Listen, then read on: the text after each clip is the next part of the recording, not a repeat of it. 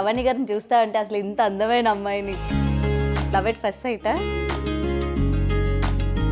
అంత ఆలోచిస్తున్నారు చెప్పండి. అబ్బాయి జుట్టు ఇంకెక్కువ ఉండేది, ఇంత ఉండేది. మా పిన్ని వాళ్ళు మా నాయన అస్సలకి బట్టతల రాదురా. మీ జుట్టే మీకు అందమైన భార్యను తీసుకొచ్చింది అయితే. సో తాళి కట్టినప్పుడు ఎవరు ఏడ్చారు? నేనెందుకు ఏడుస్తా? స్ట్రిక్ట్ వైఫా, జోవియల్ వైఫా? సరే తరలే. ఫిబ్రవరి అనగానే మన అందరికీ గుర్తొచ్చేది వ్యాలంటైన్ వీక్. మరి ఈ వ్యాలంటైన్ వీక్ కూడా స్టార్ట్ అయిపోతుంది. మరి మంచి మంచి కపుల్స్తో కూడా ఇంటర్వ్యూ చేయాలని నేను అనుకున్నాను. మరి ఎవరో ఎందుకో ఆల్రెడీ స్మార్ట్ జోడీలోని దుమ్ము లేపేస్తున్నారు కదా మన అభయ్ అండ్ భవానీ గారు. సో వాళ్ళతోనే స్టార్ట్ చేద్దామని చెప్పి ఈరోజు అయితే పిలిపించేసాను మన స్టూడియోకి. సో లేట్ ఎందుకు మాట్లాడదాం వాళ్ళ లవ్ స్టోరీ గురించి అండ్ ఇప్పుడు రీసెంట్ కపుల్స్కి వాళ్ళు ఎటువంటి మోటివేషన్ అలాగే కొన్ని ఎటువంటివి ఇస్తారన్న విషయాలు కూడా తెలుసుకునే ప్రయత్నం చేద్దాం. హలో అభయ్ గారు. Hi hi. Hi Bhavani garu. And first of all after Bigg బాస్లో మీరు వచ్చేసిన తర్వాత మనం కలిసాం. మళ్ళీ బిగ్ బాస్ తర్వాత ఎలా ఉంది మీ life after Bigg Boss before Bigg Boss అంటే ఏం చెప్తారు? డెఫినెట్లీ రికగ్నిషన్ కొంచెం ఎక్కువైంది ఆబ్వియస్లీ, ఎందుకంటే టీవీ మీడియం అనేది చాలా ఎక్కువ చూస్తుంది కంపేర్ టు సినిమాస్. సో నేను ఆ గ్యాప్లో సినిమాలు కూడా తక్కువ చేసిన కాబట్టి చాలామంది నేను సినిమాలకి కొంచెం దూరం ఉన్నా అన్న ఇంటెన్షన్లో ఉండే, ఇంటెన్షనల్లీ కాదు డైరెక్షన్ చేస్తుండే. సో దానివల్ల కొన్ని సినిమాలు తక్కువ యాక్ట్ చేయాల్సి వచ్చింది. సో అట్లా తెలియలేదు. బట్ ఆ పిక్చర్ అంతా క్లియర్ అయింది జనాలకి, లేదు మనోడు యాక్టింగే చేస్తున్నాడు, డైరెక్షన్ వల్ల కొంచెం ఇదైంది అనేది ఆ టీవీ మీడియం త్రూ జనాలకు తెలిసింది. సో దెన్ ఇమ్మీడియట్లీ అయితే ప్రాజెక్ట్ బిగ్ బాస్ ముందు స్టార్ట్ చేసినా అది మళ్ళీ కంటిన్యూ అవుతుంది డైరెక్షన్. దాంతోపాటు ఒక 2-3 సినిమాలు కూడా యాక్ట్ చేస్తున్నా. గోయింగ్ గుడ్, మంచిగా నడుస్తుంది. ఓకే. సో ఏదైనా బిగ్ బాస్ నుంచి వచ్చిన తర్వాత చాలా మందికి కొంతమంది బీభత్సంగా ఫేమ్ అయిపోతూ ఉంటారు, కొంతమంది డౌన్ అయిపోతూ ఉంటారు. సో మీరు ఆ బీభత్సమైన కేటగిరీలో ఉన్నారా లేకపోతే డౌన్ అయ్యే కేటగిరీలో ఉన్నారా? అంటే నేను జస్ట్ ఆ ఫేజ్ ఎంజాయ్ చేయడానికి వెళ్ళిన. ఓకే. అండ్ లక్కీలీ ఏంటంటే ఆల్రెడీ నేను సినిమాలలో నాకుంటే ఒక చిన్న రికగ్నిషన్ ఉంది కాబట్టి స్పెషల్గా అంటే బిగ్ బాస్ అనే ప్లాట్ఫామ్ నీకు ఫేమ్ ఇస్తుంది, కానీ మళ్ళీ నీకు ఎండ్ ఆఫ్ ద డే నీ టాలెంటే నిన్ను ముందుకు తీసుకెళ్తుంది. సో డెఫినెట్గా నన్ను నమ్మిన కొంతమంది డైరెక్టర్స్ ఉన్నారు కాబట్టి నా వర్క్ యాస్టీస్గా నడుస్తూనే ఉన్నది. లైక్ టూ మచ్ హై కాదు, టూ మచ్ లో కాదు, బట్ ఏదైతే నేను వెళ్తున్నానో దానికంటే ఒక 2 స్టెప్స్ అయితే ముందుకు వెళ్తున్నా. ఓకే. సో నెక్స్ట్ అభయ్ గారు ఏం చేస్తూ ఉంటారు? సినిమాల నుంచి మనకి మళ్ళీ వస్తారా లేకపోతే ఎటువంటి క్యారెక్టర్స్తో మన ముందుకు వస్తారా అనుకునే టైంలో ఇలా ఇస్మార్ట్ జోడీలో మెరిశారు. ఏం మరి మీకు ఇంట్రెస్టా ఇస్మార్ట్ జోడీలో? ఆల్రెడీ కొన్ని సీజన్స్ చూసారు కాబట్టి ఆ మెమరీస్ గ్యాదర్ చేసుకోవడం, ప్రతి మూమెంట్ని షేర్ చేసుకోవడం మీకు అది నచ్చిందా? అంటే అండ్ వైఫ్ అండ్ హస్బెండ్ ఎక్కువ టైం స్పెండ్ చేయడానికి అదొక ప్లాట్ఫామ్ నన్ను అడిగితే. సో మీకు ఎలా అనిపించింది వెంటనే ఆఫర్ రాగానే? ఫస్ట్ వచ్చినప్పుడు నేను తీసుకుందామా వద్దామన్న డైలమాలో ఉండే, ఎందుకంటే తను సాఫ్ట్వేర్ ఎంప్లాయీ, తన లైఫ్ తన ప్రొఫెషన్ మొత్తం different, parenting coach. So complete దానికి సంబంధం లేదు.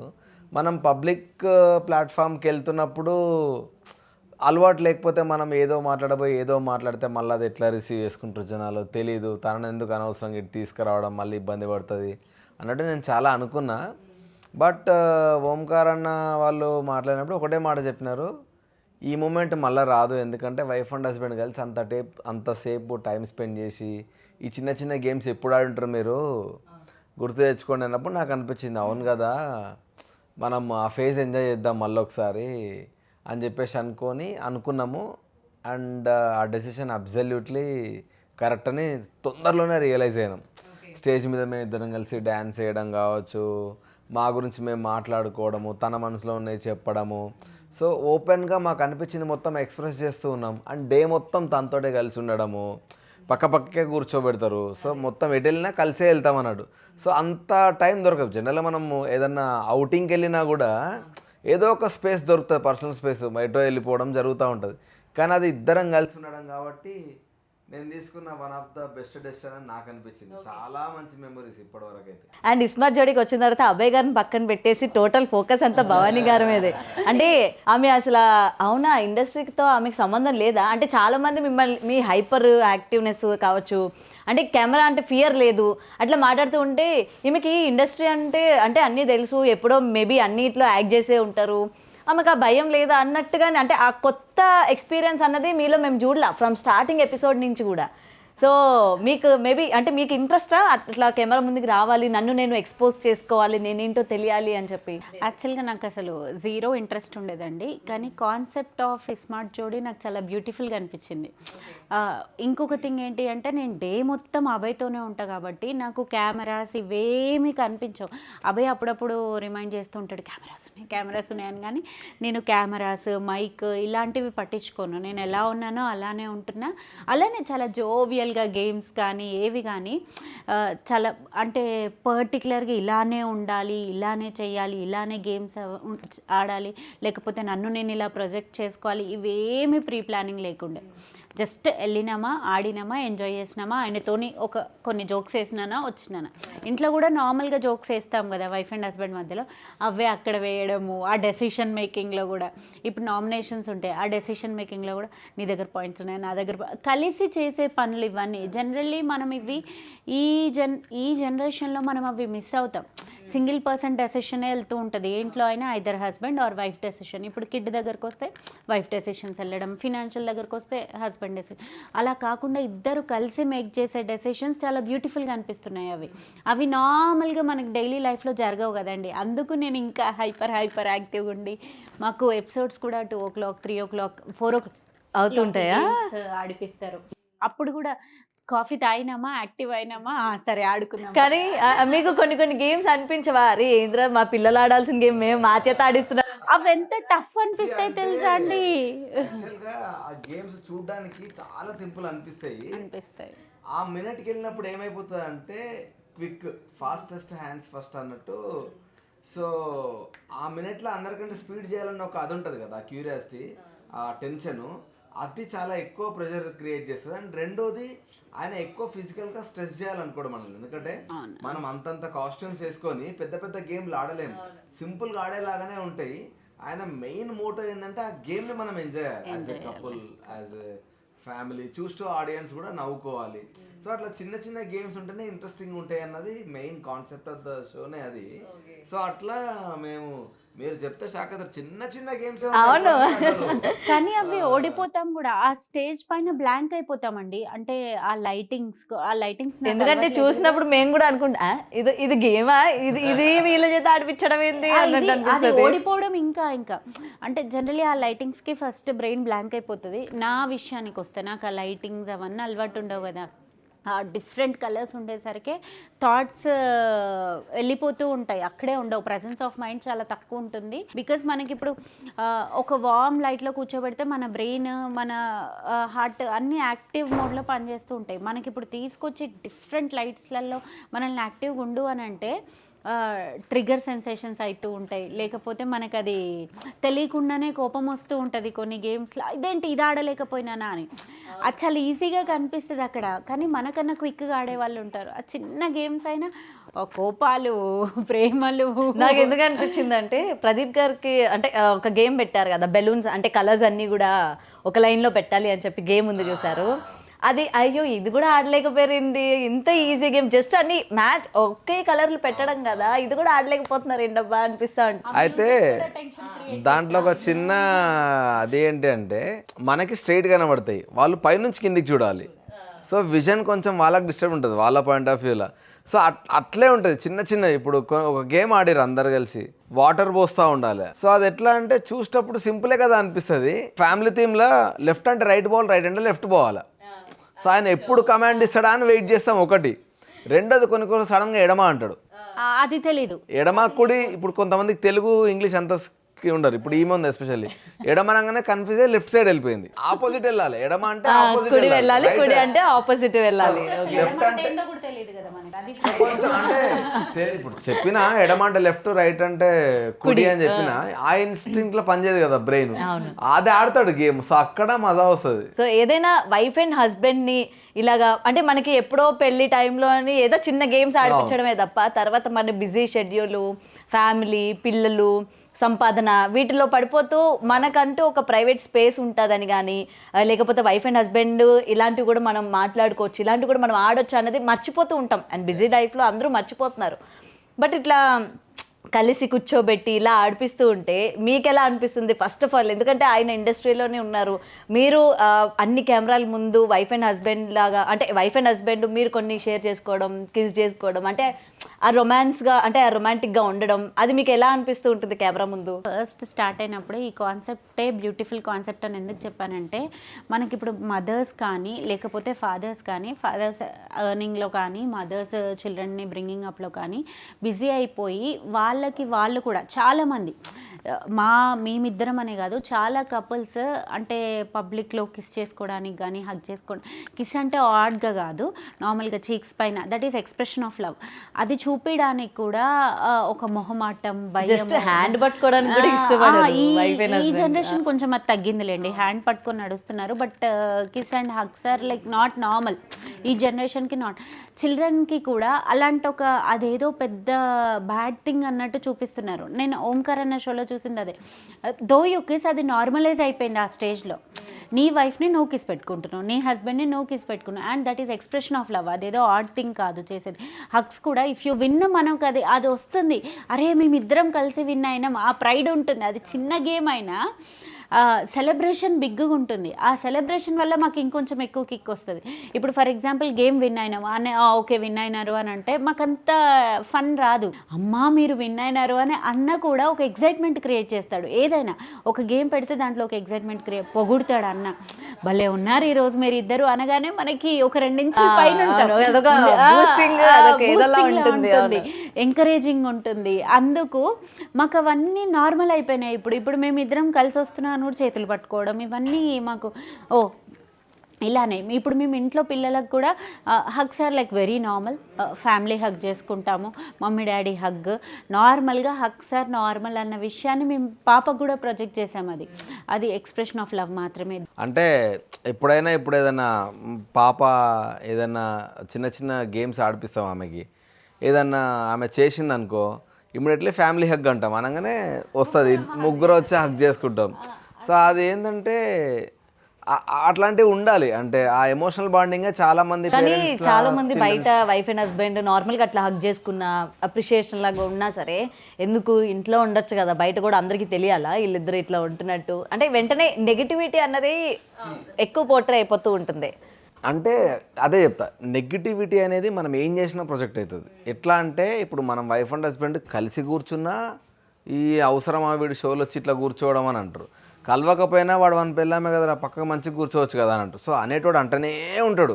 సో వాళ్ళ గురించి అసలు పట్టించుకోదు, పాయింట్ నెంబర్ 1. రెండోది సింపుల్, జనాలు మర్చిపోతారు ఒకటే పాయింట్, లివ్ లెట్ లివ్. నువ్వు బతుకు, పక్కన వాళ్ళు బతకనివి, అంతే.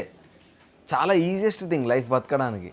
కానీ ఏమైపోయిందంటే ఈ సోషల్ మీడియా ఎక్కువైపోయి ఒకడు వాని వ్యూస్ కోసం ఒకటి చేస్తారు, దాన్ని ఇంకొకరు. సో ఎవ్రీ కాయిన్, జనరల్గా కాయిన్కి హెడ్స్ టైల్స్ ఉన్నట్టు ప్రతి పాయింట్కి నెగిటివ్ పాజిటివ్ ఉంటుంది. సో నెగిటివ్ మాట్లాడే దాన్ని సపోర్ట్ చేస్తారు, పాజిటివ్ మాట్లాడే దీన్ని సపోర్ట్ చేస్తారు. నా పాయింట్ ఏంటంటే అవన్నీ వదిలేయాలి.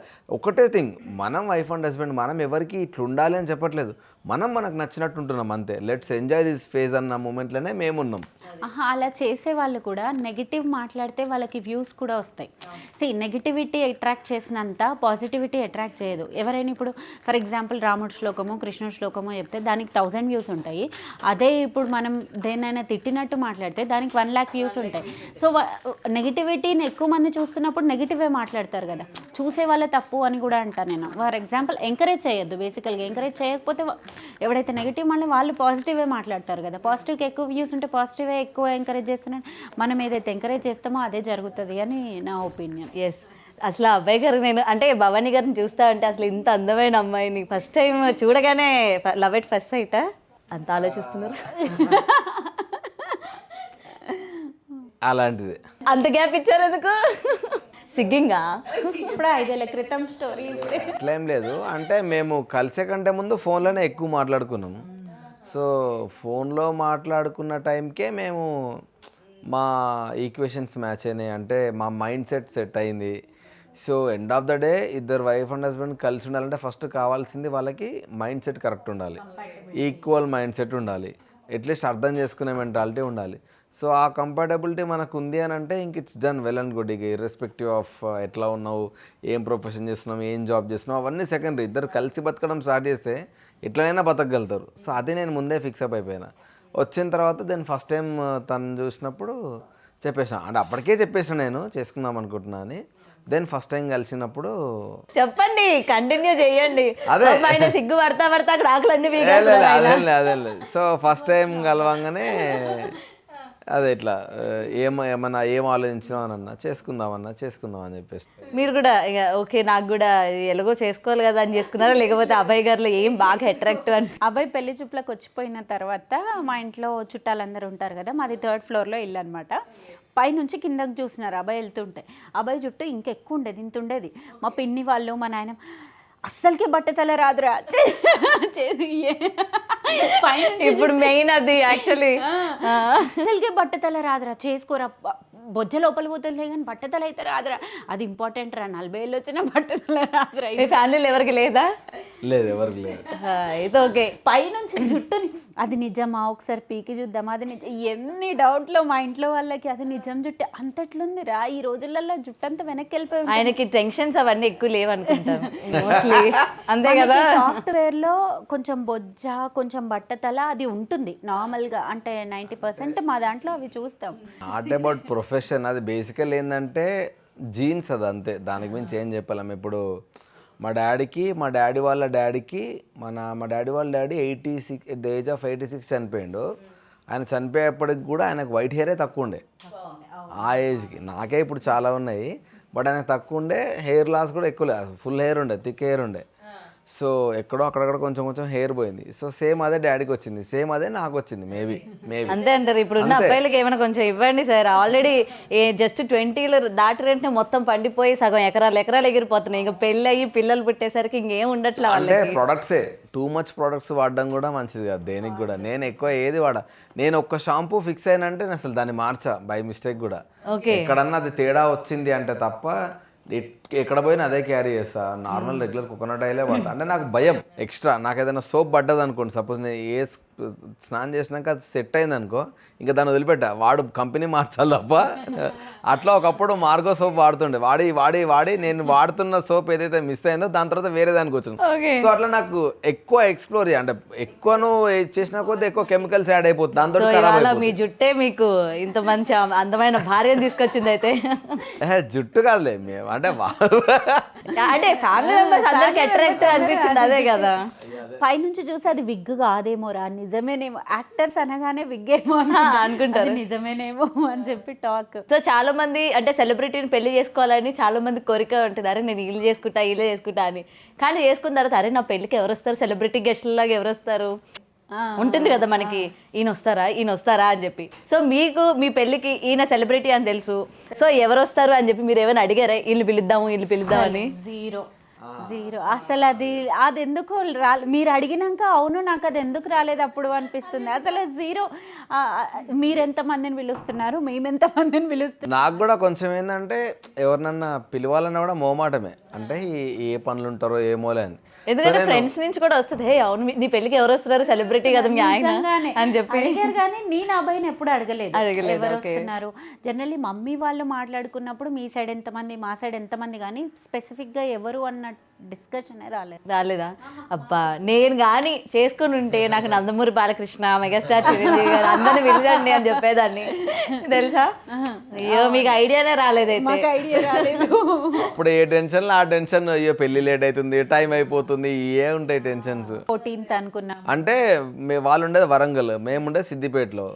సో అందరు రావడానికి మధ్యలో స్పేస్ కావాలని మేము షామీర్పేట అలంకృత రిసార్ట్లో పెట్టుకున్నాం పెళ్ళి. సో వాళ్ళు పొద్దున్న లేసి బస్సులో రావాలి, మేము అక్కడ నుంచి మేము మా వెహికల్స్లో రావాలి, పెళ్లి వెహికల్లో వచ్చి అందరం ఓ దగ్గర గ్యాదర్ అయ్యే టైంకి పెళ్లి కావాలి. సో ఆ టెన్షనే ఎక్కువ ఉండే అందరికి. 14th మ్యారేజ్ అనుకున్నాము, అయ్యగారు లేదు 14th కాదు 10th బాగుంది అని అంటే 10th షిఫ్ట్ చేసుకున్నాము. సో తాళి కట్టినప్పుడు ఎవరు ఇచ్చారు, మీరు ఇచ్చారా? నేను ఎందుకు ఏడుసా? నేను కట్టకముందే అంటే నేను అనుకున్న అమ్మాయి నా లైఫ్ లోకి రాబోతోంది అని చెప్పి కొంచెం ఎమోషన్ అవుతారు కదండి ఈ మధ్య కాలంలో, వీడియోలో చూస్తున్నాం మేము. అంటే నేను ఎక్కువ ఎక్స్ప్రెసివ్ కాదు, అంటే ఎన్ని ఎమోషన్స్ ఉన్నా నేను మొత్తం ఎక్కువ లోపలనే పెట్టుకుంటా. 90% ఓన్లీ కొంచెం అగ్రెషన్ లేదంటే కామెడీ, నాలో ఉన్న హ్యూమర్ పోర్షనే ఎక్కువ జనాలకు ప్రొజెక్ట్ అవుతుంది. ఎమోషనల్ యాంగిల్ ఎప్పుడు నేను బయటకు తీసుకురాను, చాలా తక్కువ ఎక్స్ప్రెస్ చేస్తా. సో అంటే అదేదో చెప్పొద్దని కాదు, బేసికల్ నాకేందంటే ఎవరితోటని ఉంటే వానికి వస్తే నవ్విస్తే చాలు అన్నది నా మెయిన్ ఇంటెన్షన్ ఉంటుంది. అయితే మీలో ఎమోషనల్ అనేది డైరెక్టర్లు తెప్పించాలి తప్ప మీకు మీరుగా తయారైతే అంతే అంతే అవును, డైరెక్టర్లు చెప్తే సీన్ చెప్తే తప్ప నేను మ్యాక్సిమం నేను మీరు యాక్చువల్గా నేను ఫస్ట్ సినిమా రాసినప్పుడు కూడా అందులో ఒక క్యారెక్టర్ చచ్చిపోవాలి అంటే ఎమోషన్ ఎక్కువ వర్కౌట్ అవుతుంది అంటే నేను వద్దని. సో కానీ ఆ పాయింట్ చాలా మంది అన్నారు ఎవరికన్నా ఏమన్నా అయ్యి ఉంటే ఎమోషన్ ఎక్కువ వర్కౌట్ అవుతున్నారు. సో నేను రాసేటప్పుడు కూడా నేను కొంచెం ఆ పోర్షనే టచ్ చేయబుద్ధి కాదు నాకు, కానీ అఫ్కోర్స్ దట్స్ అ మిస్టేక్, అది నేను ఇప్పుడు నేర్చుకున్నా నెక్స్ట్ దానికి చేంజ్ చేయడానికి. బట్ ఆ టైప్ ఆఫ్ క్యాండిడేట్ నేను, సో అందుకనే నేను ఏడవ. నా పాయింట్ ఏంటంటే కలిసి ఇష్టపడే వేసుకున్నారు కదా, సో ఏమోనండి వీడియోలో చూస్తున్నాం కదా మేడం మనం హస్బెండ్ వైఫ్ ఇట్లా రాగానే అయ్యో అని ఏడుస్తా ఉన్నారు కదా, అట్లా ఏమైనా ఏడ్చారేమో అని. నేను ఏడవలేదు, నేను అసలు తాళి కట్టక ముందే చేతిలో ఏడవడం. ఎందుకు మీరు మా అమ్మ నన్ను వదిలి వెళ్ళిపోతున్నా అని, మళ్ళీ రైట్ డెసిషన్ ఏంటి ఇప్పుడు జోక్ ఏంటంటే మండపం మీద పీటల మీద కూర్చున్నాక రైట్ డెసిషన్ అని ఆలోచిస్తున్నారా? అదే జోక్ ఏంటంటే బేసిక్ గా అసలు జాబ్ చేసేటప్పుడు వీళ్ళు అమ్మనాన్నతో కలిసి ఉండరు చాలా మంది ఇప్పుడు. కానీ ఏదో పెళ్ళి అవ్వగానే మొత్తం ప్రపంచం దాటేసి వెళ్ళిపోతున్నట్టు ఎందుకు ఏడుస్తారో అర్థం కాదు నాకు ఆ పాయింట్. మళ్ళీ పెళ్ళైనాక 90% అమ్మ నాన్నల దగ్గరనే ఉంటుంది. అంటే ఇప్పుడు ఒకటండి పెళ్ళి అయిపోయిన తర్వాత ఇంటి పేరు మారిపోతుంది, రోజు ఇంకా నేను మా అమ్మ దగ్గర ఉండలేను, ఆఫీస్ ఉన్నా చివరికి వెళ్ళేసరికి అమ్మ దగ్గరికే కదా. హైదరాబాద్ ఉన్న లోకే చెప్పేసి వెళ్ళాలి, అడిగేసి వెళ్ళాలి, ఇవన్నీ ఉంటాయి కదా. అప్పుడు మనం హాస్టల్లో ఉన్నప్పుడు మన ఇష్టం, అసలు ఎవరితో సంబంధం లేదు, మన పేరెంట్స్ దగ్గర కావాలంటే వెళ్ళొచ్చు. అవుట్ ఆఫ్ రెస్పాన్సిబిలిటీస్ కూడా కొన్నిసార్లు వెళ్ళలేకపోవడం ఉంటుంది. వాటి చెప్తారా ఆయన స్ట్రిక్ట్ పెడతారు ఏమైనా, నాకు చెప్పి వెళ్ళాలి, చెప్పులు వేసుకొని వెళ్ళాలి అని? నేను అదే నవ్వొస్తుంది నాకు అసలు. నేను రేపు వరంగల్ పోతున్నా, సరే అంటే పర్మిషన్ తీసుకోను కానీ ఇన్ఫర్మేషన్ ఇస్తా. రెండిటికి డిఫరెంట్ ఏంటి? పర్మిషన్ అంటే వెళ్ళాలా అని అడగడం కదా, నేను వెళ్ళాలా అని అడగను, వెళ్తున్నా అని చెప్తా. ఆల్రెడీ అన్ని సర్దేసుకొని ఇక నేను ఇప్పుడు వెళ్తున్నా అని చెప్పేస్తారా? లేదు, రేపు వెళ్తున్నా అని ఈరోజు చెప్తా. రేపు ఏమైనా ప్లానింగ్స్ ఉంటే కొంచెం దింపిరా అట్లా. సో అట్లా అది డిఫరెన్స్. ఏంటంటారు? నేను నిజమే చెప్తున్నారా? నిజమే అంతే. అంటే నాకు అట్లా ఏముండదు. నీకు నచ్చిన దగ్గర నీకు వెళ్ళాలనిపిస్తే వెళ్ళు, దాంట్లో ఏమున్నది ఏం లేదు కదా. ఆయనకి ఎప్పుడైనా ఫ్రెండ్స్తో ఎంజాయ్ చేయాలి, మొన్న వెళ్తా అన్నావు కదరా వెళ్ళలేదేంటి, వెళ్తావా? మీరు అట్లా గ్రీన్ సిగ్నల్ ఇస్తారా హస్బెండ్ ఫ్రెండ్స్తో ఎంజాయ్ చేయడానికి వెళ్తా అంటే? లేకపోతే షూట్ ఉందని వెళ్ళిపోతాడు కదా, అదేదో చెప్పెళ్తే బెస్ట్ కదా. బాగుంది కదా. వన్ డే ట్రిప్స్ అయితే షూట్ ఉన్నాయని చెప్పి వెళ్ళిపోతా చాలా వరకు. షూట్ ఉందని వెళ్ళినా అర్థమైంది. షూట్ అంటే యాక్చువల్గా స్పెసిఫిక్గా ఉంటాడు. 6 o'clock షూట్ అయితే 5:50కి అలారం పెట్టుకొని 2nd, 3rd అలారంకి లేస్తాడు. అదే క్రికెట్ అనుకోండి 10th అలారంకి లేస్తాడు. ఏంటి ఇంతసేపు మోగినా అంటే ఈరోజు షూట్ కాకపోవచ్చు అని చెప్పేసి అప్పుడు సరే ఎటు వెళ్తున్నావు అని. స్ట్రిక్ట్ వైఫా, జోవియల్ వైఫా, లేకపోతే ఫ్రెండ్లీగా ఉండే వైఫా? మేము ఇప్పుడు షోలో ఎట్లున్నామో ఇంట్లో కూడా అట్లే ఉంటాం మేము. మాకు అది అలవాటు. మేబీ అట్లా ఉండే తనకు కూడా మేబీ. మిమ్మల్ని ఎక్కువ బూస్టప్ చేసేది భవానీ గారే అన్నట్టుగా అనిపిస్తుంది ఆవిడ మాటల్లోని, ఆ చలాకీలోని. అంటే మీరు ఎటువంటి మూడ్ స్వింగ్లో ఉన్నా వెంటనే ఆమె చేంజ్ చేసేసేటట్టు. 90% నేను రిలాక్స్ జోన్లోనే ఉంటా. కానీ ఏదన్నా అటు ఇటు వచ్చినా అంటే ఇద్దరికి ఉన్న అలవాటు అది. తనకు ప్రాబ్లం తనేమన్నా ఉన్నా తెలిసిపోతుంది కదా. సో మనకి మినిమం తెలిసిపోతుంది. ఒకరితో మనం జర్నీ చేస్తున్నామంటే వాళ్ళ మూడ్ స్వింగ్ ఏందనే తెలిసిపోతుంది. ఉంది అంటే డెఫినెట్లీ మేము మాట్లాడతాం, అది మాకున్న అలవాటు. మాకు గాడ్ గిఫ్ట్ ఏంటంటే మేము కొంచెం డల్ ఉంటే మా పాపనే వచ్చి అడుగుతుంది. పాప ఏజ్ 3.5 years కానీ ఏమైందా అని దగ్గరకు వస్తే ఇట్లా హక్ చేసుకొని. సో ఇంకా అసలు అది మాత్రం గిఫ్ట్ అనుకోవాలి మేము. సో అట్లా మా ముగ్గురికి ఉన్న అలవాటు అక్కడ నుంచే స్టార్ట్ అయింది మాకు. ఫ్యామిలీ హగ్ ఏమన్నా ఫ్యామిలీ హగ్ ఇది మాత్రం వర్కౌట్ చేయాలి. ఫ్యామిలీ హగ్ ఏదైతే ఉందో నిజంగా పిల్లల దగ్గర నుంచి అది వర్కౌట్ చేయాలి, నేర్పించాలి పిల్లలకి కూడా. అంటే ఎట్లా అంటే ఇప్పుడు తను పాప గురించి పేరెంటింగ్ కోర్స్ చేసింది. సో పేరెంటింగ్ కోర్స్ నేర్చుకొని ఇప్పుడు బయట వాళ్ళకు కూడా ట్రైన్ చేస్తూ ఉంది ఏదైనా ప్రాబ్లమ్స్ ఉంటే. సో అది ఎక్కడ దాకా వెళ్ళిందంటే పేరెంటింగ్ కోర్స్ నేర్చుకొని పిల్లలను మంచి జోన్లో పెట్టాలని. మా పాప అసలు ఒక డేలా ఒక 5 minutes కూడా ఫోన్ చూడదు. అసలు ఫోన్ అనే అలవాటు లేదు. ఏమన్నా టీవీ పెడితే కొన్ని శ్లోకాలు పెడుతుంది, లేదంటే అప్పుడప్పుడు ఏదన్నా కామిక్ వీడియోస్ ఏమన్నా ఉంటే అదొక 1/2 hour కంటే ఎక్కువ చూడలేదు. ఎందుకంటే చెప్తుంది ఇది నీ టైం అని చెప్తుంది, చూస్తుంది. నీ టైం అయిపోయిందని అంటే ఓకే మమ్మీ టీవీ బంద్ చేసి వెళ్ళిపోతుంది. ఆమెకి ఎంతసేపు మనుషులతో ఆడుకోవడం అలవాటు చేసింది ఈమె. సో అది చాలా ఎగ్జాక్ట్లీ. సో ఆమె గేమ్లు ఆడుతూ ఉండాలి. ఆడుతూ ఉండి ఏం చేస్తారంటే ఏదైనా మంచి పని చేసింది అనుకో, బాగా చేసినావు నాన్న చిన్న చిన్న స్టిక్కర్స్ ఉంటాయి కదా చిన్న పిల్లలు, అది తీసుకొచ్చి స్టార్స్ అట్లాంటివి తీసుకొచ్చి పెడుతుంది గుడ్ జాబ్ అని. అది ఆమెకు బయట అట్లా అలవాటే ఎట్లయిపోయిందంటే సపోజ్ డాడా నువ్వు ఫోన్ ముట్టకని అంటది, సరే నన్ను పక్కన పెట్టిన అనుకో గుడ్ జాబ్ డాడా అని ఆమె తీసుకొచ్చి ఆ స్టిక్కర్ నాకు అట్లా అలవాటు చేసుకుంది. సో అది చాలా లైవ్లీ ఎన్విరాన్మెంట్ క్రియేట్ చేస్తుంది ఇంట్లో. అండ్ నేను మీది ఫ్యామిలీ వీక్లో చూసినప్పుడు పాప చేత శ్లోకాలు అవి చెప్పించారు కదా, మీరు ఒక పేరెంటింగ్ కోచ్ అన్నప్పుడు నాకు మీరు ఫస్ట్ నచ్చింది నాకు అదే అనమాట. ఎందుకంటే రీసెంట్గా తల్లిదండ్రులు పాపం వాళ్ళ యొక్క బిజీ షెడ్యూల్లో ఉండి పిల్లలు మనల్ని ఇబ్బంది పెట్టకూడదు అని చెప్పి ఫోన్లు ఇచ్చేస్తూ ఉన్నారు, లేదంటే టీవీలో ఏదో ఆన్ చేసి పెట్టేస్తూ ఉన్నారు తప్ప ఆ ఫ్యామిలీ టైం అన్నది ఇవ్వట్లేదు పిల్లలకి. అవును. సో దాని గురించి నిజంగానే మిమ్మల్ని అడగాలనుకున్నాను. అంటే చిన్నప్పటి నుంచి పిల్లలకి ఒక్కసారి అంటే వాళ్ళు కరెక్ట్గా ఎడిక్ట్ అయ్యే ఏజ్ ఏదంటారు? వాళ్ళకి మనం నేర్పిస్తున్నాం. ఎడిక్ట్ అయ్యే ఏజ్ అసలు ఫస్ట్ 2 years ఫోన్ అదేమి ఇవ్వద్దు. వీడియో కాల్ గ్రాండ్ పేరెంట్స్కి, ఎందుకు అంటే యూఎస్లలో అలా ఉంటారు కాబట్టి పేరెంట్స్ కొంచెం వీడియో కాల్స్ అవి అలౌ చేయొచ్చు. ఎందుకు అని అంటే కనెక్షన్ ఉండాలి, రిలేషన్షిప్ డెవలప్ అవ్వాలి కాబట్టి గ్రాండ్ పేరెంట్స్తో కానీ క్లోజర్ ఫ్యామిలీ రిలేటివ్స్తో కానీ. అది అయిపోయి ఏమైపోతుందంటే మదర్స్ ఫాదర్స్ ఆఫీస్ కాళ్ళల్లో ఉంటూ, లేదు అని అంటే పేరెంట్స్ ఇంట్లో లేకపోవడంతో ఎవరైనా నానీకో లేకపోతే హెల్పర్కో మెయిడ్కో ఇచ్చినప్పుడు ఆ మెయిడ్కి ఈ చైల్డ్కి ఉన్న ఎనర్జీ ఆ మెయిడ్కి సరిపోకపోవడంతో ఏం చేస్తారు, ఫోన్స్ ఇస్తారు first thing. Second thing junk అలవాటు చేస్తారు. ఫస్ట్ కామ్ డౌన్ చేయడానికి షుగర్ ఎనర్జీ లెవెల్స్ని స్పైక్ చేస్తుంది. ఫోన్స్ టీవీస్ వల్ల పిల్లలు ట్రిగర్ అవ్వడం స్టార్ట్ అవుతారు. ఇవన్నీ అవ్వడం వల్ల జనరల్గా పేరెంట్స్ టచ్ కానీ పేరెంట్స్ మాట్లాడితే రెస్పాండ్ అవ్వడం కూడా తగ్గిపోయింది చిల్డ్రన్లో, ఈ జనరేషన్ చిల్డ్రన్లో. ఇప్పుడు మమ్మీ ఆఫీస్ నుంచి వచ్చేస్తుందా, రాగానే కాల్స్ జాయిన్ అయిపోతారు, హగ్ చేసుకోనో లేకపోతే. అసలు నేను పేరెంట్ ఒక మదర్ హగ్ లేని చిల్డ్రన్ ఎంతో మందిని చూశాను. అంటే వాళ్ళు బిజీ అవును మీరు ఇవాళ మీ కిడ్నీ హగ్ చేసుకున్నారా, 2 years కిడ్ అనుకోండి 3 years కిడ్ అనుకోండి, కిడ్నీ హగ్ చేసుకున్నారా అని అంటే లేదండి ఏముంది అందులో. కానీ చిల్డ్రన్ నీడ్ ఇట్.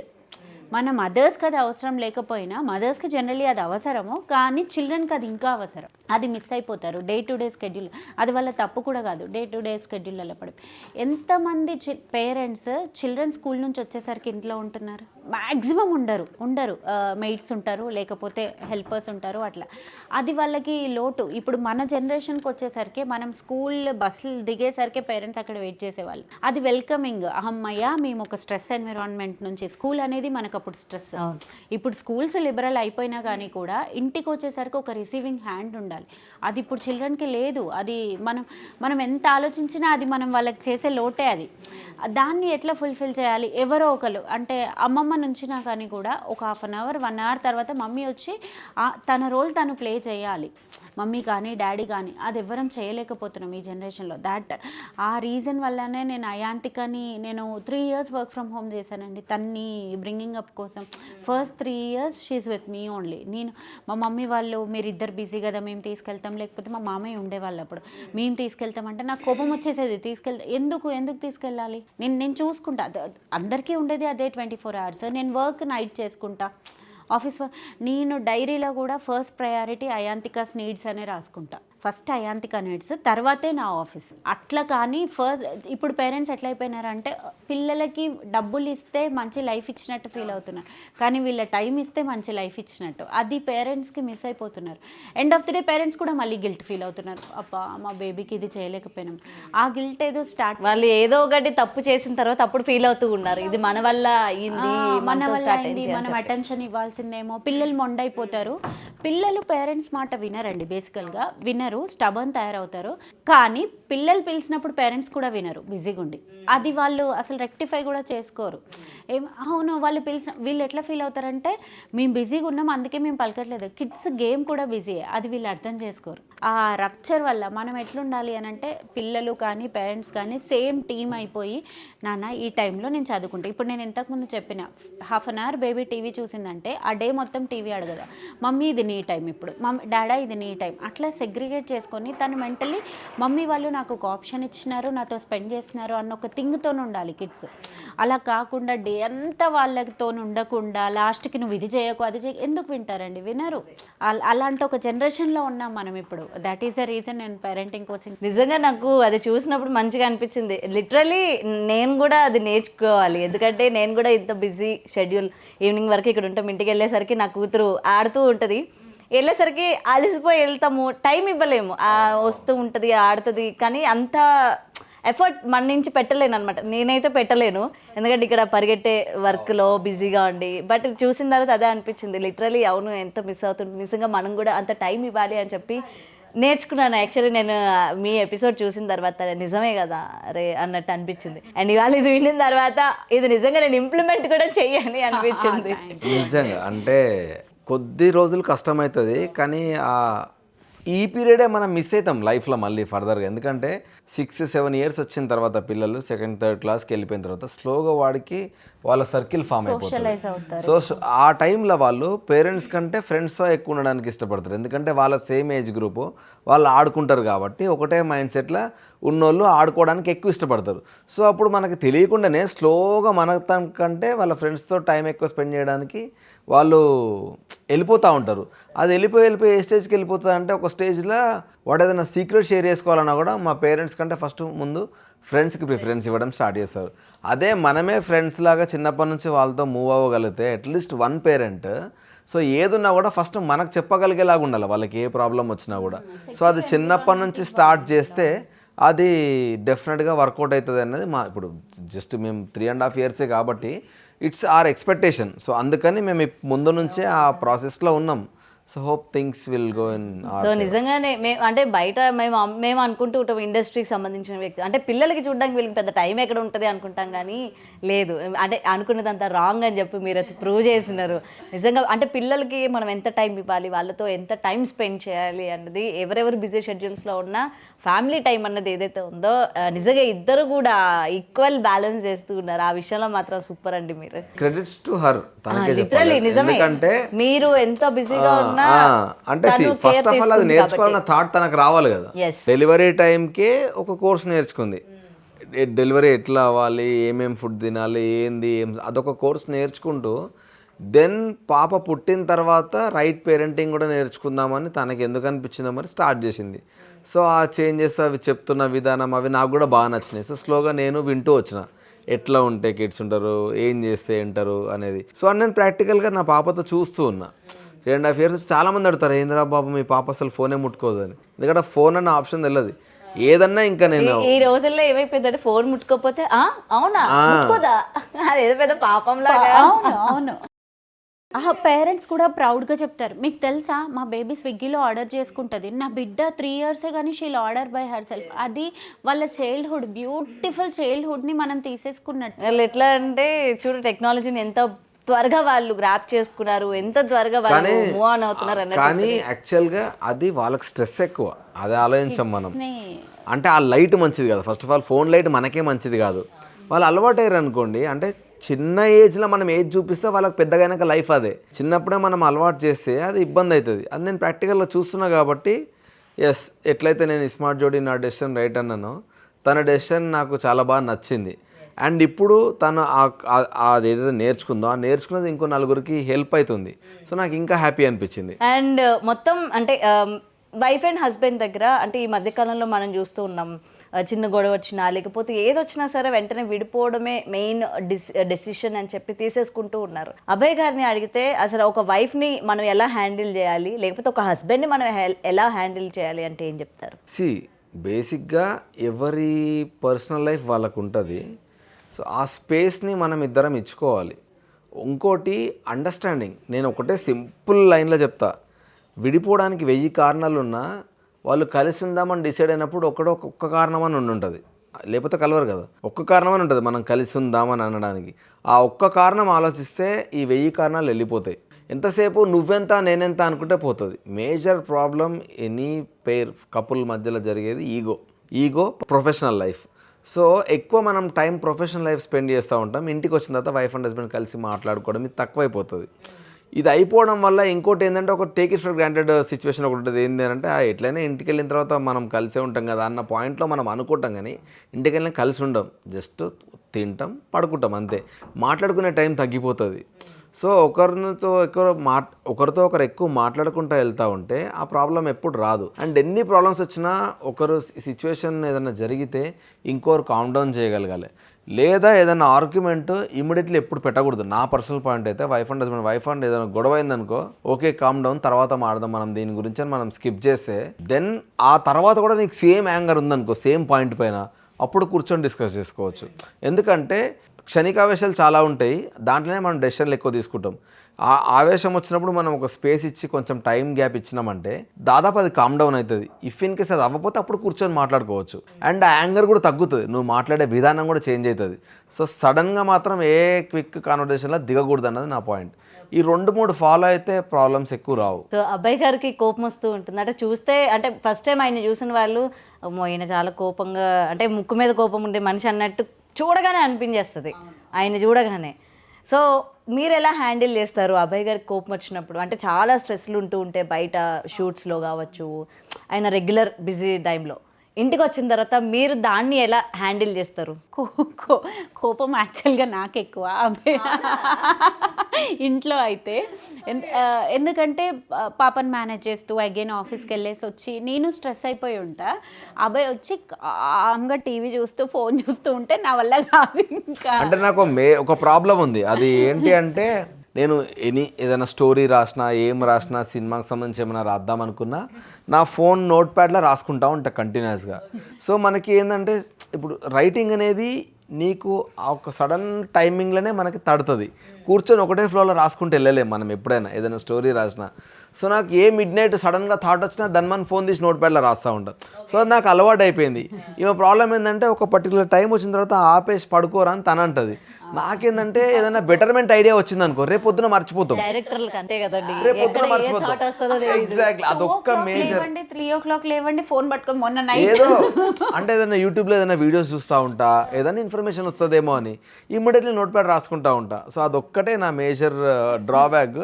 ఆ విషయంలోనే అవుతూ ఉంటుంది, ఎప్పుడు ఫోన్లోనే ఉంటారా బాబు. చాలా చాలా అరే ఇప్పుడే కదా ఇంటికి వచ్చింది, ఇద్దరం బిజీగా ఉంటే ఎట్లా, నేను మళ్ళీ అయంతగా స్విచ్ అయిపోతా, ఇల్లు ఫుల్ మెస్ ఉంటుంది. ఇంకా నేను ట్రిగర్ అయిపోయి ఆ పాప ముందు అరవలేం కదా, మళ్ళీ అలా ఫోన్ చేసుకుంటా అంటే లోపల మనకి ఎలా ఉంటుంది. సో మాక్సిమం ఏం చేస్తా అంటే వీళ్ళు పడుకునేదాకా ఆగుతా, వీళ్ళు పడుకునేదాకా వీళ్ళతో ఉంటాము, కలిసి మధ్యరాత్రి భయపడతాడు, ఫోన్ చూస్తుంటాడు, అది జోక్గా చేస్తా ఉంటాడు, సరదాకి ఫోన్ చూస్తూ ఉంటాడు.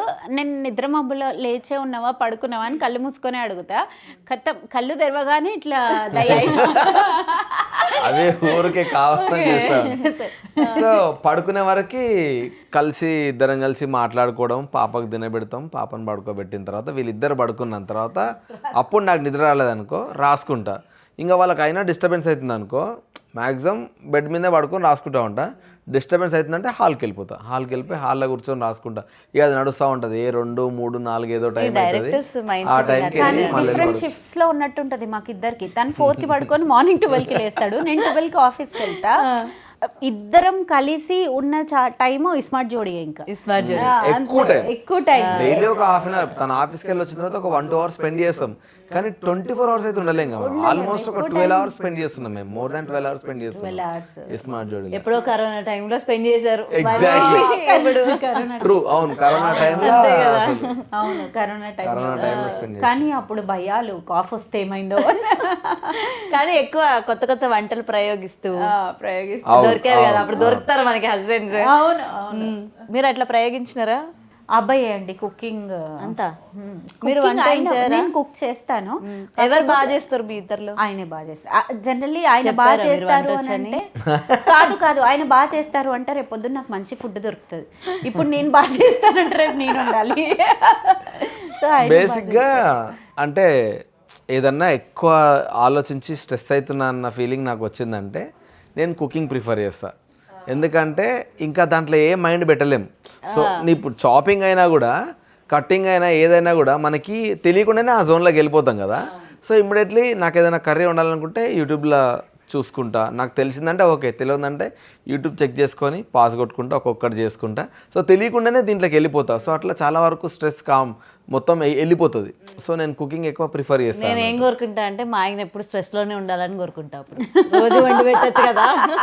మళ్ళీ వంటలో కూడా నాకు ఎట్లా అంటే సపోజ్ ఎవరైనా యూట్యూబ్లో చూసి వండుతున్నా అనుకో, దాంట్లో వాడు ఆనియన్స్ కొద్ది వరకు వేగాలి అన్నానంటే అది వేగేదాకా ఆనే వెయిట్ చేస్తాను నేను. అక్కడనే ఉంటారు. కరెక్ట్ పర్టికులర్ టైం వెయిట్ చేస్తాను. ఎందుకంటే అంటే నా కుకింగ్ ఏంటంటే ఎనీథింగ్ పర్ఫెక్షన్ ఉండాలా. ఎస్పెషల్లీ కుకింగ్లో అన్ని ఇంగ్రీడియంట్స్ ఉండడం ఈజీ, కానీ ఒక టైం ఫ్రేమ్ ప్రకారం చేస్తే టేస్ట్ చాలా మంచిగా వస్తుంది. మనం ఇప్పుడు ఏదైనా మిస్ అయితే వదిలేస్తాం కదా, అది మిస్ అయింది నెక్స్ట్ అలా ఉండదు. అది మిస్ అయితే అది ఆర్డర్ చేయాలి, అది ఇంటికి రావాలి, ఉండాలి. అది 30 seconds వేయాలంటే 30 seconds అంటే బేసిక్ గా నాకు ఒక సినిమాలో రేడియోలో విని రాజేంద్ర ప్రసాద్ గుర్తొస్తుంది నాకు అసలు. బేసిక్ గా మనము స్ట్రెస్ పోగొట్టుకోవడానికి కదా వండేది.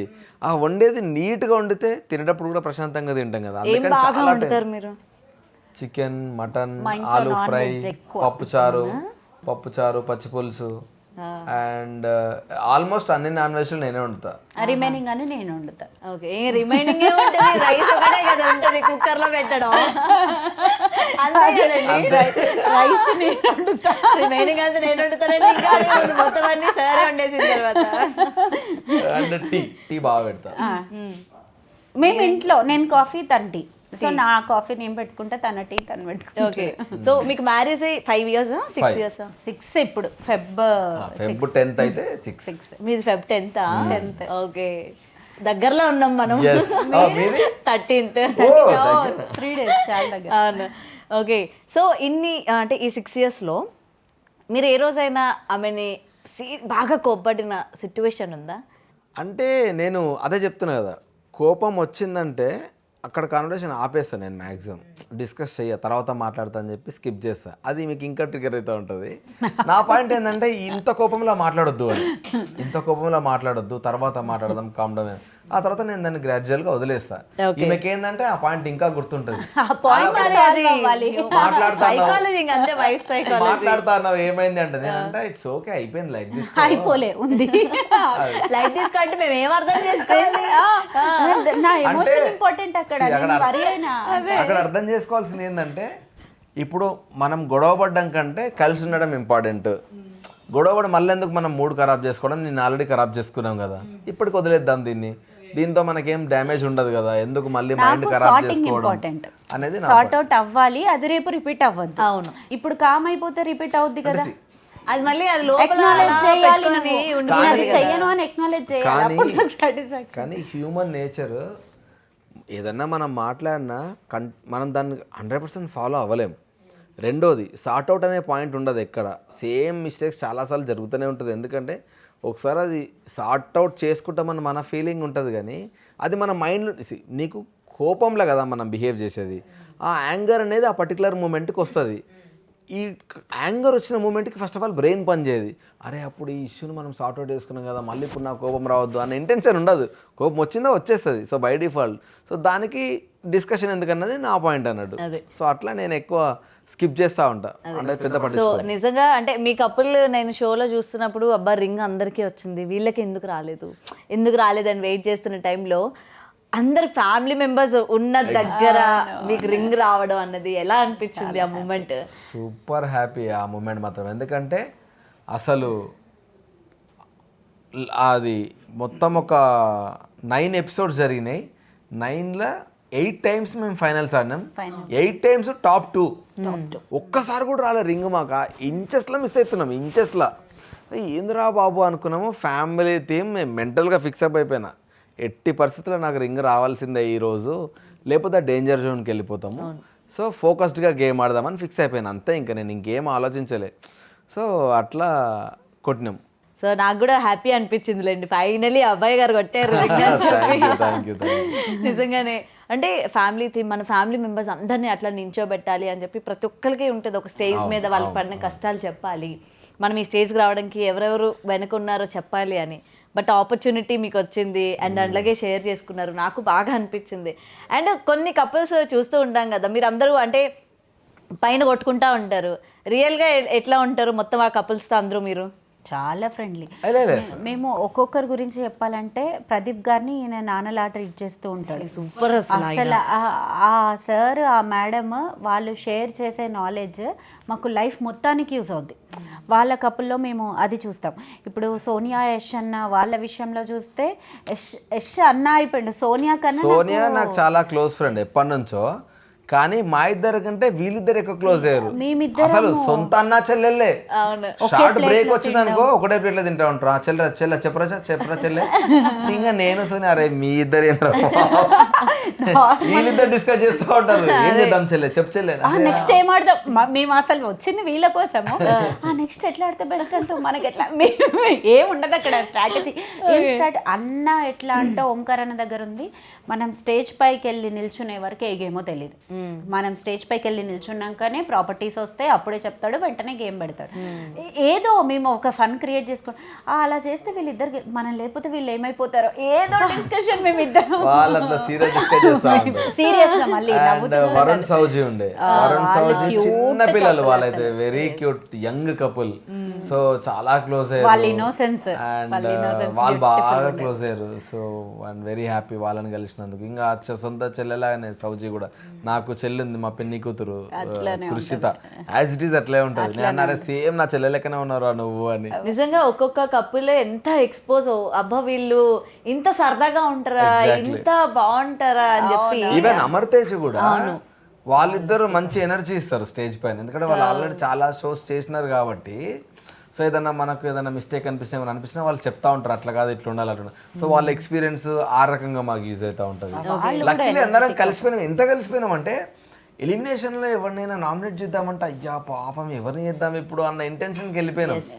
అండ్ ఒకసారి మీరు అలాగా అంటే సేఫ్ గేమ్ ప్లే చేసినా సరే ఓంకార్ గారు యాక్సెప్ట్ చేయలేదు. ఇంకొకటి కపుల్స్ అందరి దగ్గర ఒక్కొక్కటి నేర్చుకుంటే ఓంకార్ అన్న దగ్గర నేర్చుకోవాల్సింది హార్డ్ వర్కింగ్ నేచర్, పేషెన్స్.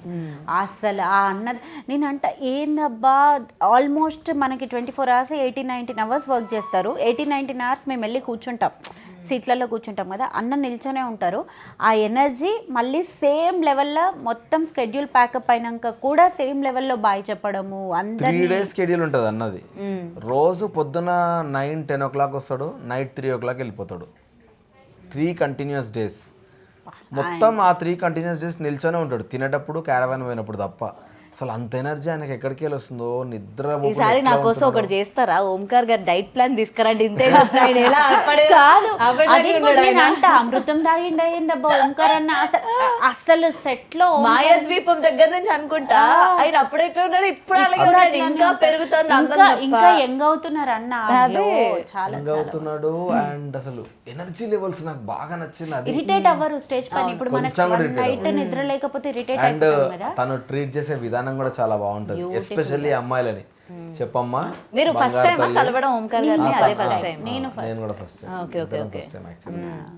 నిజంగా మొత్తం మీరందరికీ ఒక పెద్ద అన్నలాగా అయిపోయారు అక్కడ. అన్నలాగా అయిపోయారు. మాకు ఇప్పుడు ఫుడ్ తింటున్నాను కూడా మేము అన్నతోని జోక్లు వేసేలాగా అయిపోయాం.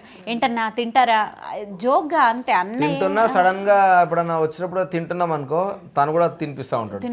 తినండమ్మా అంటాడు. తిన్నారా అన్న? నేను చాలా తిన్నా అన్న అంటే నేను చాలా హ్యాపీ అంటాడు అన్న. చాలా ఆ ట్రీట్మెంట్ చాలా మంచి ట్రీట్మెంట్. అంటే అమ్మాయిలకి జనరల్ గా ఎట్లా రెస్పెక్ట్ ఇవ్వాలి అనేది ఇండస్ట్రీలో చాలా తక్కువ మంది ఉంటారు. అందుకని ఆయన ఇన్ని ఇయర్స్ అయినా ఇంకా జనాలకి ఓంకార్ అనగానే ఓన్ చేసుకుంటారు ఆయన్ని ఒక్కొక్కరు ఒక్కొక్క రకంగా. అదే చెప్పబోతున్నా. ఓంకార్ అన్న అశ్విన్ అన్న వీళ్ళిద్దరి వల్లనే నేను ఇప్పుడు ఇండస్ట్రీకి అంటే తెలీదు అన్నది అంటే నేను ఎవరికి తెలీదు అన్న విషయాన్ని కూడా నేను మర్చిపోయి అంత యాక్టివ్గా ఉంటున్నా అంటే అశ్విన్ అన్న కూడా ఇవ్వాలి. తను ఫస్ట్ స్టేజ్ మీదకి వెళ్ళినప్పుడు డాన్స్ చేస్తామంటే ఏమైందిరా బంగారు తల్లి ఏమైంది ప్రాబ్లం ఏంది, నువ్వు నవ్వు నాన్న నువ్వు నవ్వు నేను చూసుకుంటా మిగతా నువ్వు జస్ట్ నవ్వు నువ్వేం చేయకు అని. అట్లా అశ్విన్ అన్న ప్రోగ్రామ్ స్టార్ట్ అయిన ఫస్ట్ 2-3 రోజులు ఎవ్రీ హాఫ్ అన్ అవర్కో 1 hourకి అట్లా వచ్చి తనతో మాట్లాడుతుండే. ఏమైంది బంగారు తల్లి ఏమైంది అన్న ఏమైంది నాకేం టెన్షన్ పడకరా నువ్వు వదిలేసి ఇట్లా చెప్పి ఫుల్ చిల్ అయిపోయింది మొత్తం. అదే మొత్తానికి ఇంకా నాదే ఇంక స్టేజ్ ఎక్కిన వెంటనే మీది ఒక వర్డ్ బాగా వైరల్ అయింది చూసారా, చిట్టు చిలకమ్మ. అవునవును, నేను అసలు అది అనుకుని అనలేదు. ఆ పాప చాలా క్యూట్ పాప, చిన్న పాప, వరుణ్ సౌజీ వాళ్ళు. ఎంత కన్ఫ్యూజన్ పార్టీ అంటే ఆ పాప అన్న ఇది 1 ఇది 2 ఇది 3 అని చెప్పిన మిస్టేక్ చేస్తుంది. అట్లా 2 times ఛాన్స్ ఇచ్చిండు అన్న. థర్డ్ టైంకి నేను అరే చిట్టి చిలకమ్మ అది వైరల్ అయితే అన్న కూడా నవ్విండు స్టేజ్ అసలు ఎంత వైరల్ అయింది చిట్టి చిలకమ్మ. ఎవరికి అసలు ఆ థాట్ కూడా రాదు. అంటే తను కొంచెం జోవియల్ గా, అంటే కపుల్ లాగా అనిపించరు, ఇద్దరు మంచి ఫ్రెండ్స్ లాగా. అది సరదాగా వచ్చామా ప్లే ఆడుకొని వెళ్ళిపోతాం అదైతే ఉందిలే. మాకు ఎప్పుడు ఫ్రెండ్లీ బాండింగ్, ఎక్కువ ఫ్రెండ్స్ లానే ఉంటాం మేము. అది చాలా వరకు మాకు ప్లస్. అండ్ సార్, మేడం కి ఇప్పటి వరకు ఎన్ని గిఫ్ట్లు ఇచ్చారు? చెప్పు, ఇది రైట్ క్వశ్చన్. ఇది కదా, ఈ క్వశ్చన్ కదా కావాల్సింది. Nation wants to know. National అంటే ఇక చెప్పగలసిందే. ఒక్క 5-6 ఇచ్చి ఉంటానేమో అంతే. అది కరెక్ట్ కాదండి ఆవిడ ఎక్స్ప్రెషన్. ఈ వాచ్ ఇచ్చినావు, 3-4 వాచ్లే గిఫ్ట్ ఇచ్చిన. వాచ్ 1 కిందకే కన్సిడర్ అవుతుంది కదా. అన్ని వాచెస్ ఒకటే.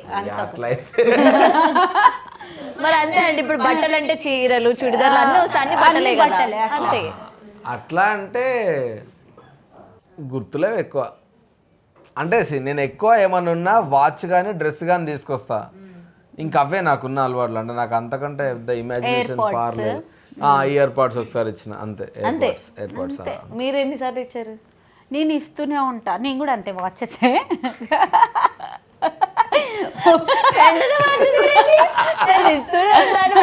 అంటే వాచెస్ ఇచ్చారు. వాచెస్ అన్ని కలిపి ఒకటే అన్నది కదా ఇంత ముందే. ఆమె తవ్విన దాంట్లో ఆమెనే పడ్డది. లేదు, ఫోన్స్, వాచెస్, ఎయిర్పాడ్ అవే. ఇంకా గ్యాడ్జెట్స్ ఎక్కువ. అప్పుడప్పుడు పర్ఫ్యూమ్స్, గాగ్స్ ఇచ్చా, పర్ఫ్యూమ్స్ ఇచ్చిన. ఇంకా ఆలోచిస్తున్నారు ఈ గ్యాప్ లో నేనేమి ఇచ్చానని. మరి ఇప్పుడు వ్యాలంటైన్స్ డే వస్తుంది, వ్యాలంటైన్ వీక్ స్టార్ట్ అయిపోతుంది. కొత్తగా ఏమైనా ప్లాన్ చేయబోతున్నారు ఈసారి సరికొత్తగా? ఆమెనే ఎక్కువ గిఫ్ట్లు ఇస్తా కాబట్టి నువ్వే ఈసారి కూడా. కాదు.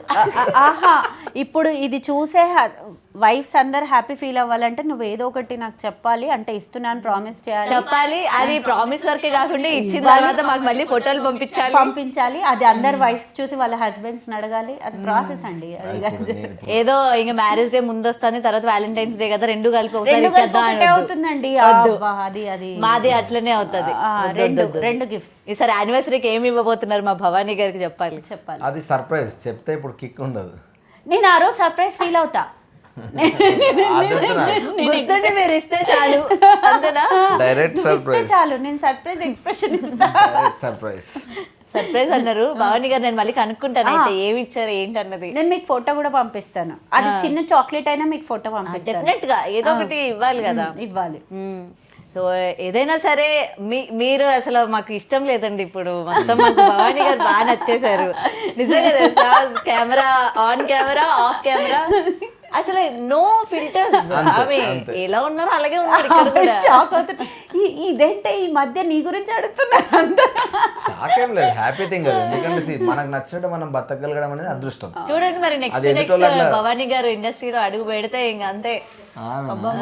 ఓంకార్ అన్నాడు. ఒరే అభయ్, నువ్వు సెలబ్రిటీగా స్టార్ట్ అయ్యి నీ వైఫ్కో నీ పాపకో ఆఫర్స్ వచ్చేలాగా ఉన్నాయి రా బాబు.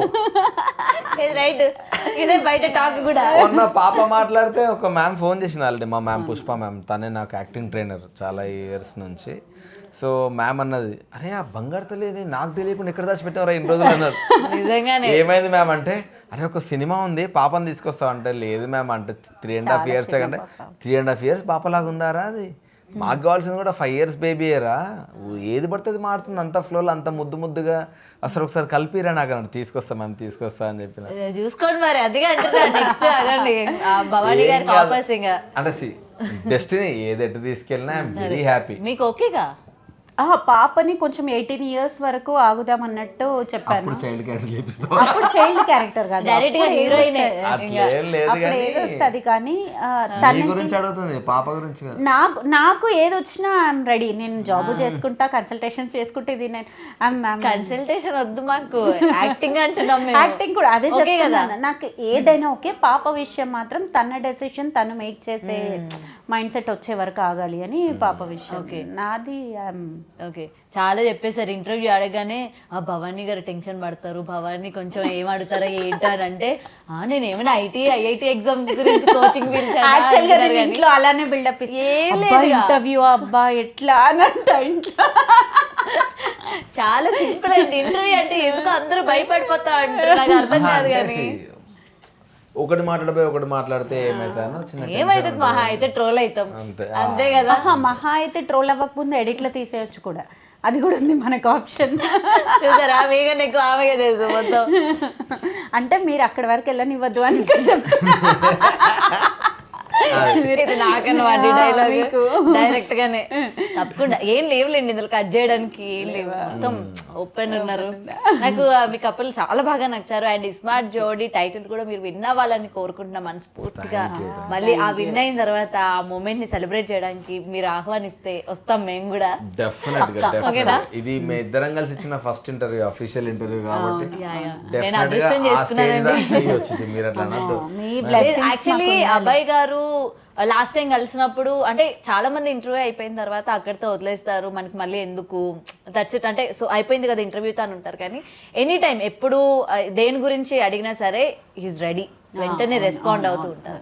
నాకు నీలో అంటే మీలో నాకు అది చాలా బాగా నచ్చింది. అడిగిన వెంటనే కూడా కాదు కూడదు అనుకుండా ఓకే నేను చూస్తానమ్మా అని. అంటే ఎప్పుడు ఫోన్ పట్టుకునే ఉంటారు కదా, సో రెస్పాన్స్ తొందరగా వస్తుంది అనమాట. అందరు అట్లా ఫోన్ పట్టుకొని ఉండరు కదా.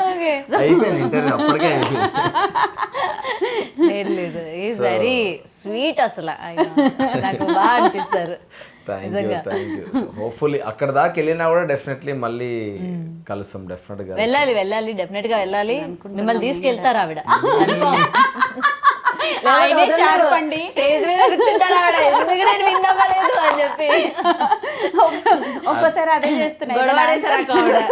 అదే ఉంది ఇప్పుడు, ఎక్కడ తప్పు చేశాను నేను అంటున్నా అదే కదా. సరా ఇంకా మీ బలం ఆవిడే, డెఫినెట్ గా టైటిల్ కొట్టాలని మనస్ఫూర్తిగా కోరుకుంటున్నాను. And in advance happy Valentine's day and happy anniversary కూడా. థ్యాంక్ యూ, మీకు కూడా same happy Valentine's day and happy anniversary in advance. Thank you so much and thanks for coming. మీకు మీ బిజీ షెడ్యూల్ లో నాకు కొంచెం టైం ఇచ్చినందుకు thank you అండి. Thank you so much అండి. For more videos like this, subscribe Big TV channel.